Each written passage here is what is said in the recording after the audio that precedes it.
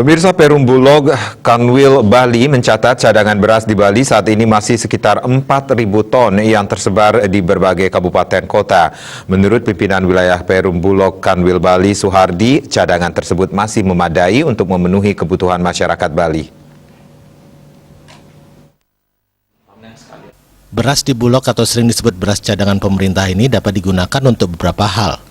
Pertama, ketika ada bencana atau kerawanan pangan. Kedua, untuk stabilisasi harga pasar ketika ada gejolak harga di pasaran. Untuk bencana atau tanggap darurat bencana, masing-masing kabupaten kota di Bali mendapatkan 100 ton per tahun dan provinsi mendapatkan 200 ton per tahun. Cadangan beras ini dapat diambil secara gratis untuk kebutuhan bencana atau tanggap darurat bencana oleh pemerintah daerah. Totalnya ada 1.100 ton per tahun. Sementara untuk stabilisasi harga, beras tersebut dijual. Siapapun yang membutuhkan dapat mengambil di Bulog. Syaratnya bisa langsung ke masyarakat, ke mitra, atau pasar.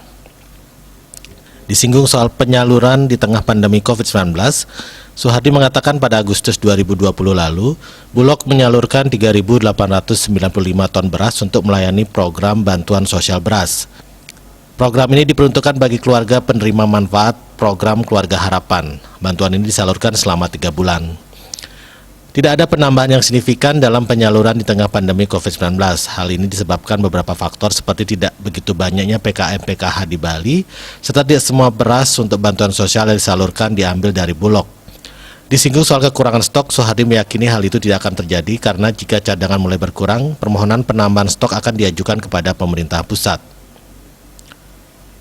Widya Stuti, Bisnis Bali melaporkan.